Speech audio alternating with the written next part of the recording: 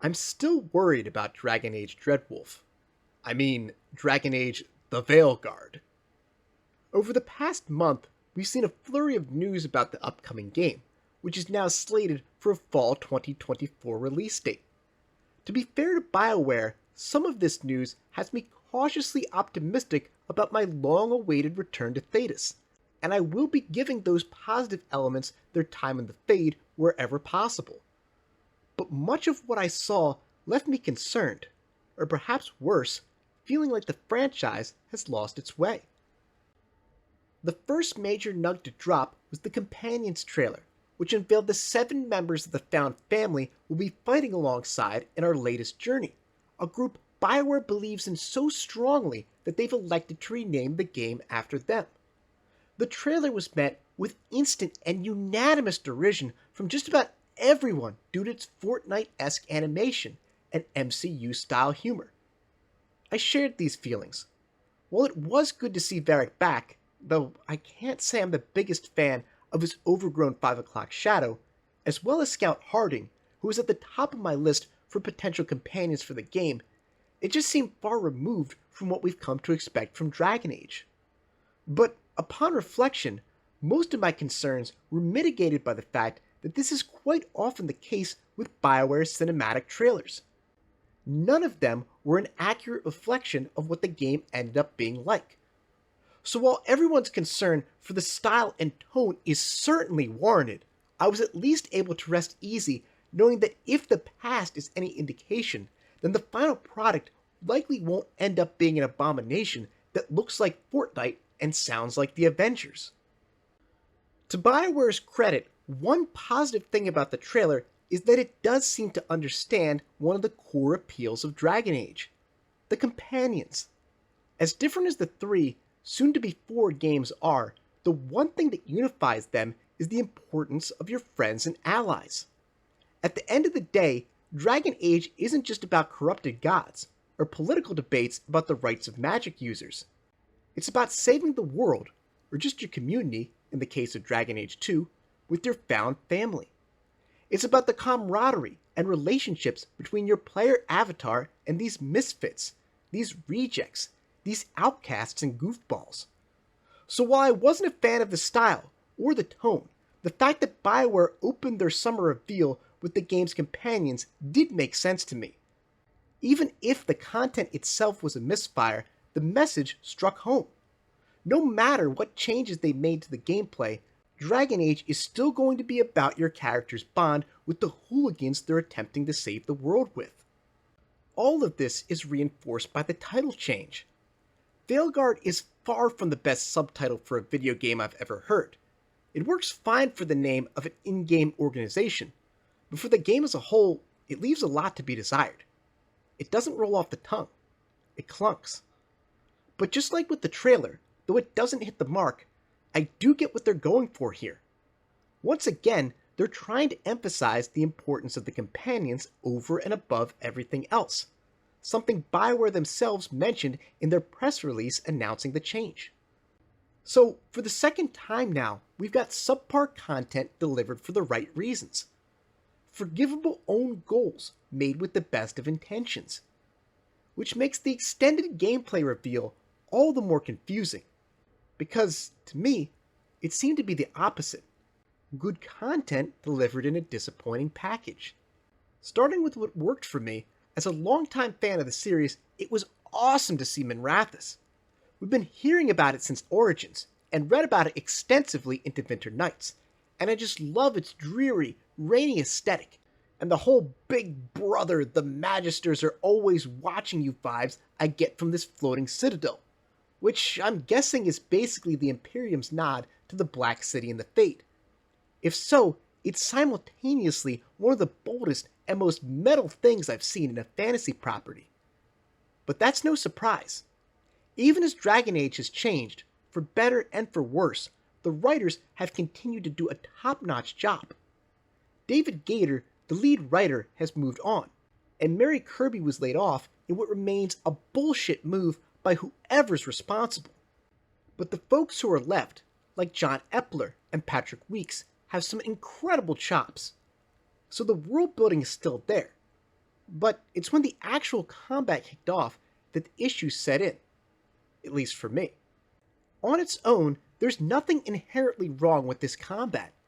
It's flashy, active, and responsive, and seems to draw some inspiration from God of War, a series I love. But that's not why I play Dragon Age. When I want that highly reactive, cinematic combat fix, I fire up my PS5 and journey to the Nordic realms to hang out with Kratos. When I want party-based tactical combat, I go to Thedas to bro out with my boys Alistair and Varric. If this were a completely different, brand new series, I'd probably be excited for this type of gameplay. But to see Dragon Age stray so far from its roots is a bitter lyrium pill to swallow. Now, it's true that Dragon Age has, essentially, been slowly drifting away from tactical party-based combat since 2011.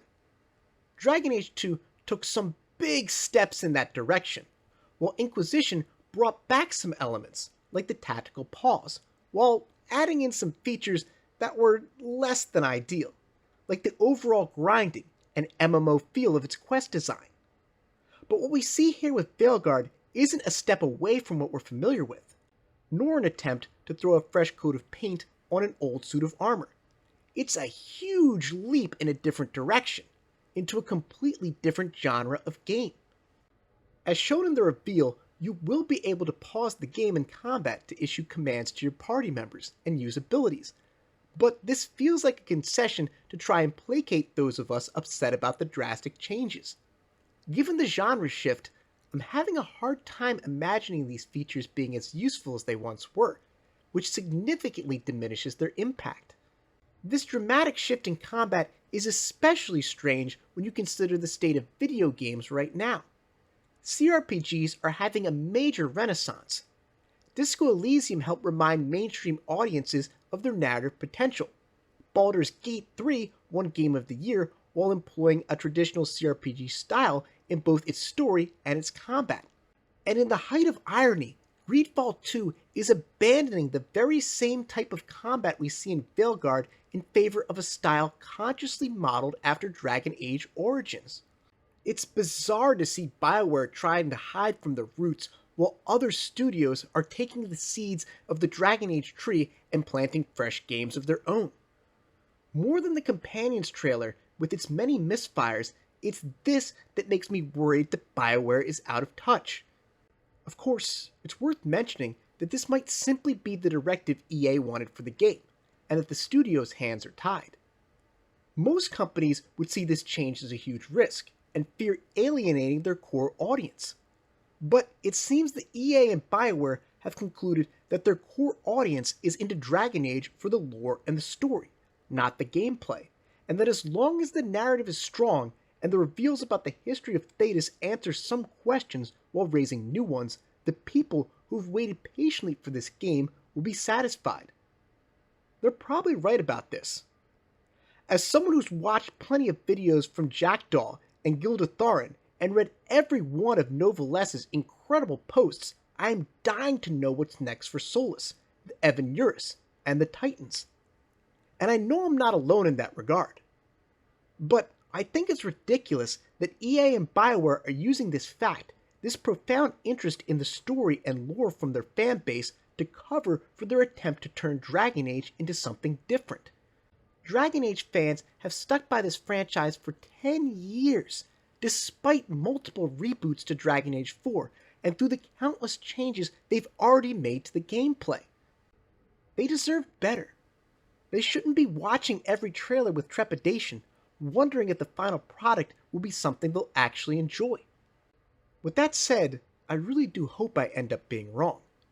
It's entirely possible that Veilguard's genre shift will come off like Mass Effect 2's, a bold leap in a new direction. And no matter what happens with the combat, I do have faith that the story, at least, will be strong. The Winter Nights was excellent.